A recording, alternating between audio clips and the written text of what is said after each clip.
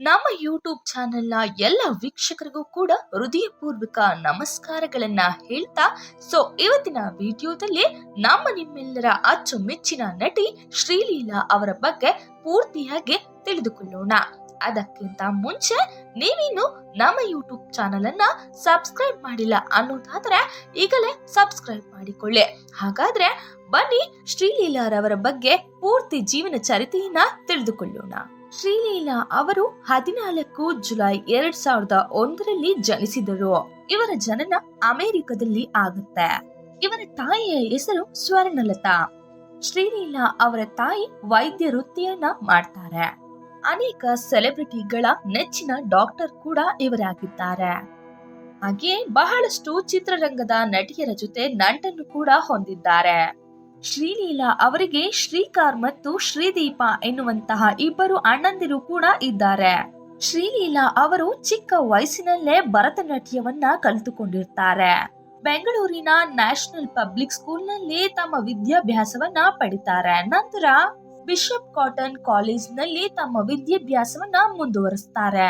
ಶ್ರೀಲೀಲಾ ಅವರು ಎಪಿ ಅರ್ಜುನ್ ನಿರ್ದೇಶನದ 2019ರ ಕಿಸ್ ಚಿತ್ರದ ಮೂಲಕ ತಮ್ಮ ಸಿನಿಮಾ ಪಯಣವನ್ನು ಆರಂಭಿಸುತ್ತಾರೆ. ಮೊದಲ ಚಿತ್ರದಲ್ಲೇ ಗುರುತಿಸಿಕೊಂಡ ಇವರು ನಟನೆಯ ಜೊತೆಗೆ ಪ್ರಸ್ತುತ ಬೆಂಗಳೂರಿನಲ್ಲಿ ವೈದ್ಯಕೀಯ ವಿದ್ಯಾರ್ಥಿನಿಯಾಗಿಯೂ ಕೂಡ ಅಧ್ಯಯನ ನಡೆಸುತ್ತಾರೆ. ಹೊಸ ನಟ ವಿರಾಟ್ ಜೊತೆಗೆ ಅಭಿನಯಿಸಿದ ಕಿಸ್ ಚಿತ್ರವೇ ಲೀಲಾ ಅವರ ಮೊದಲ ಚಿತ್ರ. ಅರ್ಜುನ್ ನಿರ್ದೇಶಿಸಿದ ಈ ಚಿತ್ರ ಯಶಸ್ಸನ್ನು ಗಳಿಸಿತು. ತಮ್ಮ ಮೊದಲ ಚಿತ್ರದ ಬಿಡುಗಡೆಗೂ ಮೊದಲೇ ನಟ ಶ್ರೀಮುರಳಿ ಜೊತೆಗೆ ಭರಾಟೆ ಚಿತ್ರಕ್ಕೆ ನಾಯಕಿಯಾಗಿ ಲೀಲಾ ಆಯ್ಕೆಯಾಗಿದ್ದರು. ಅವರ 2 ಚಿತ್ರಗಳು ಗೆಲುವನ್ನು ಸಾಧಿಸಿದವು. ಸದ್ಯ ಶ್ರೀಲೀಲಾ ಕನ್ನಡ, ತೆಲುಗು ಸೇರಿದಂತೆ ಬಹುಭಾಷಾ ನಟಿಯಾಗಿ ಗುರುತಿಸಿಕೊಂಡಿದ್ದಾರೆ. ಅವರು ತೆಲುಗು ಚಿತ್ರಗಳಾದ ಪೆಳ್ಳಿ ಸಂದಡಿ 2021ರಲ್ಲಿ, ಧಮಾಕ 2022ರಲ್ಲಿ ಮತ್ತು ಭಗವತ್ ಕೇಸರಿ 2023 ಚಿತ್ರಗಳಲ್ಲಿ ನಟಿಸಿದ್ದಾರೆ. ಮತ್ತು ಪುಷ್ಪ 2 ದಿ ರೂಲ್ 2024ರ ಸಿನಿಮಾದಲ್ಲೂ ಕೂಡ ವಿಶೇಷ ಪಾತ್ರದಲ್ಲಿ ಕಾಣಿಸಿಕೊಂಡಿದ್ದಾರೆ. ಅವರು 3 ದಕ್ಷಿಣ ಭಾರತೀಯ ಅಂತಾರಾಷ್ಟ್ರೀಯ ಚಲನಚಿತ್ರ ಪ್ರಶಸ್ತಿಗಳನ್ನು ಕೂಡ ಪಡೆದುಕೊಂಡಿದ್ದಾರೆ.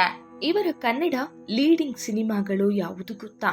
ಕಿಸ್ 2019ರಲ್ಲಿ, ಭರಾಟೆ 2019ರಲ್ಲಿ ಹಾಗೂ ಬೈ ಟು ಲವ್ 2022ರಲ್ಲಿ ಇವರಿಗೆ ಒಳ್ಳೆಯ ಪ್ರೋತ್ಸಾಹವನ್ನು ನೀಡಿರುವಂತಹ ಸಿನಿಮಾಗಳು.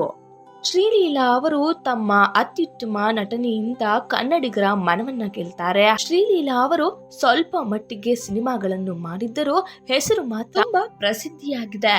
ಕನ್ನಡ ಹಾಗೂ ತೆಲುಗು, ತಮಿಳು ಚಿತ್ರಗಳ ನಟರ ಜೊತೆ ನಟಿಸ್ತಾ ಇದ್ದು ಇನ್ನಷ್ಟು ಅವಕಾಶಗಳು ಕೂಡ ಅವರನ್ನ ಹುಡುಕಿ ಬರ್ತಾ ಇದೆ.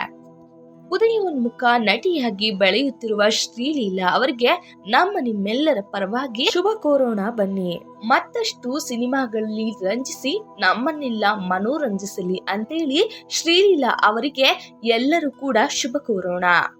ಶ್ರೀಲೀಲಾ ಅವರು ಬೈ ಟು ಲವ್ ಸಿನಿಮಾವನ್ನ ಪ್ರಚಾರ ಮಾಡುವಾಗ ಅನಾಥಾಶ್ರಮ ಒಂದಕ್ಕೆ ಭೇಟಿ ನೀಡ್ತಾರೆ. ಅಲ್ಲಿನ ಕಥೆಯನ್ನು ಕೇಳಿ ಇನ್ನಷ್ಟು ತಿಳಿದುಕೊಂಡು ಗುರು ಮತ್ತು ಶೋಭಿತಾ ಎಂಬ ಇಬ್ಬರು ಪುಟ್ಟ ಕಂದಮ್ಮಗಳನ್ನ ಶ್ರೀಲೀಲಾ ಅವರು ದತ್ತು ಪಡೆದುಕೊಳ್ತಾರೆ.